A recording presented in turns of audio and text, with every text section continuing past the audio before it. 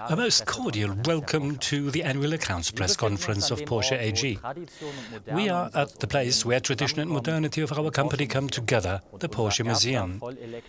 Our first fully electric sports car, the Porsche Taycan, is with us today, of course. A warm welcome from me also. I'm delighted that you're here, watching the live stream in front of a monitor, in your office or at home. Let me first turn to the topic that is currently dominating our lives, the coronavirus. We at Porsche already set up an interdisciplinary expert group very early on. The members of this group reassess the current situation on a daily basis and decide on the appropriate measures. Protecting our employees has the highest priority. Because at Porsche, and you don't know us any differently, people come first. The pandemic poses enormous challenges for us, which we can overcome only together and with systematic measures. That is why we have decided, as the last step for the time being, to stop production in Zuffenhausen at Leipzig for 2 weeks as from Monday. I would like to make it very clear that these are all measures to protect our colleagues and their families. But in this way, we are also meeting our responsibilities towards society. The more consistently we act now, the faster we will overcome the crisis. That is what we now already are preparing for. For Porsche, 2019 was the most successful year in the company's history in a number of ways. Never before, and I would like to take this opportunity to thank all colleagues who made this possible. Never before, Porsche has presented such a variety of new sports car models in a single year. And the undisputed highlight of this product spectacular was the Taycan, 100% electric, 100% sporty, 100% Porsche.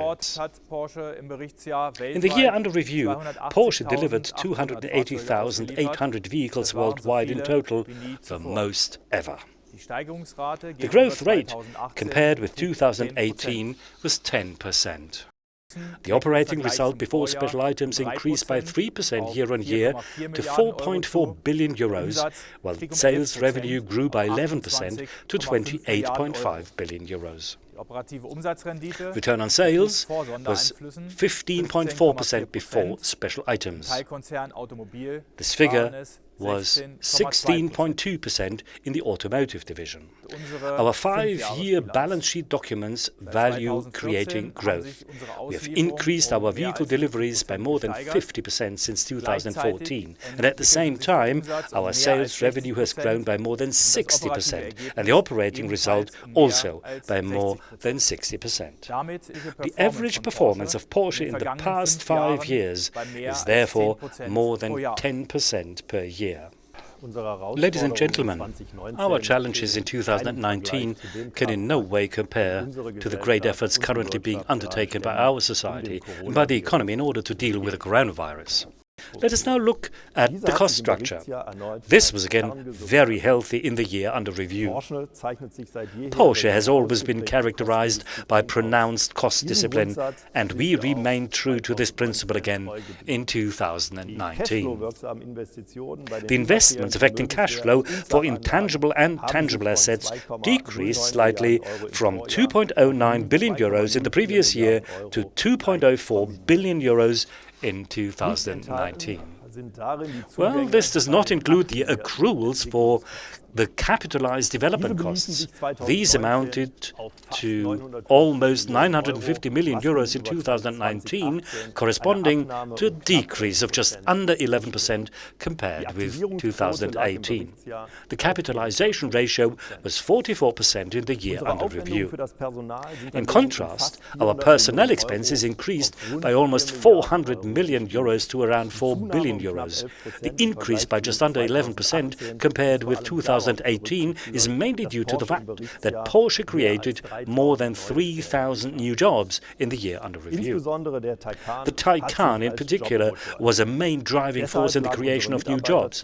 In the financial services division, we achieved an equity ratio of 31.8%, after 29.4% in the previous year. It is absolutely clear to us, ladies and gentlemen, that the automotive industry must invest massively in the future. Companies that neglect to do so today will be left behind in the future. Porsche has therefore again significantly increased its investments in the future. By the year 2024, we will invest in a total of 10 billion euros in e-mobility and the digitalization of our vehicles. That is equivalent to half of our planned total investments for the next 5 years. Responsibility and sustainability. These are topics which have strongly influenced social discussions over the course of the last year. However, the concept of sustainability has been firmly anchored at Porsche for a long time already. Philipp Porsche himself always included finite raw materials and energy reserves in his considerations. We take a holistic approach to our entrepreneurial responsibility at Porsche and apply this to economical, ecological and social aspects. We've set ourselves clear goals for continuous improvement of our sustainability performance. We make our results measurable and transparent with our self-developed Porsche Sustainability Index and with a sustainability rating, which specifies sustainability requirements for our suppliers. Thank you very much, Lutz Meschke and Oliver Blume, for your detailed presentations. And this brings us to the end of our press conference. I would like to thank you very much for watching. I will say see you next time and enjoy good health.